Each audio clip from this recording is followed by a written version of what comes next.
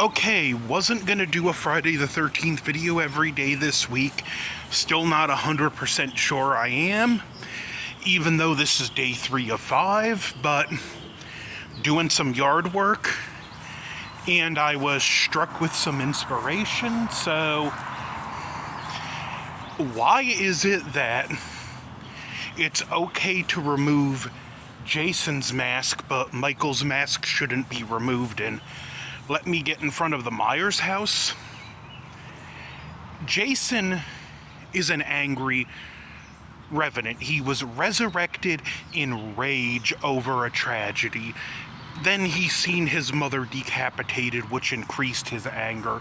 I personally think he was responsible for some of the killings and some of the actions in the first movie, unless Pamela moonlights as the Flash, because there's no way she could have thrown the body out the window, then ran a quarter of the mile up the road, and got in her Jeep in time.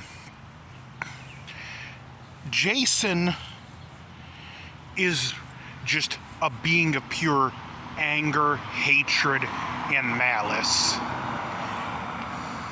Where Michael, as Dr. Loomis said, just a pale, blank, emotionless face with the blackest eyes, the devil's eyes. The reason Michael Myers is known as the Shape is because that's all there is. He's nothing. He's just the shape of a man.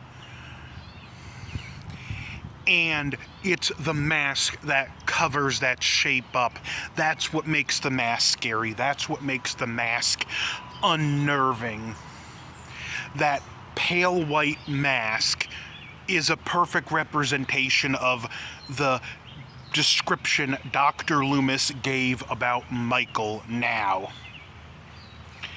With Jason, yeah, the mask does add a certain level of intimidation to him, but the mask isn't scary. It's what's under the mask that's scary. His deformities enhance the rage that he's supposed to have.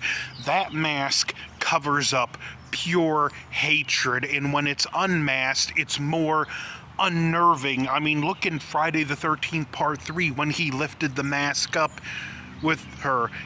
That was a full-on intimidation display. Yeah, it's me and I remember you. Where with Michael, not so much. One of the many mistakes the Blumhouse trilogy made was it showed way too much of his face in each movie. Even if it's just a close-up here or a lower angle here, we got to see enough of his face to only further humanize him, which is a mistake. I'm not even going to get into the Blumhouse trilogy much. Like, even the cemetery scene in 2018, if you pause that movie, you can get a pretty good look at his whole face off in the distance. We should never see that. The reason it worked so well in the first movie, first of all, back in the days of standard definition, it really limited what you could see. Plus, it was purposely shot dark, and the contrast of the dark was a lot more intense. So, again, you didn't get as good of a look. Plus, it was a quick scene, and Laurie pulled the mask off out of desperation to buy herself some time. And then he puts the mask right back on. We don't need that with Jason. Michael, the mask, covers up what is scary. Should I say, Michael, the mask is scary because it's covering up nothing. The nothingness that is Michael Myers. Again, he's just the shape of a man, where with Jason Voorhees, the mask is covering up what is truly scary and horrifying about the character. They're both cool, they both look iconic, but outside of just covering the killer's face, they serve two completely different purposes. Plus, Jason has always been a great palette for makeup effects artists to come up with their own look, where with Michael Myers, he looks just like any guy. yeah, with a blank face, but you can't really do much with that face without humanizing him because of that fact.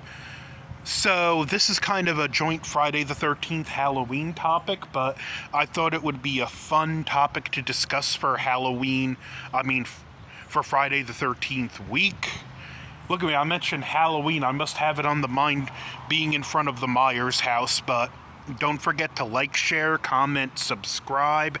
Maybe I'll see you tomorrow with a new topic. Maybe not. Over and out.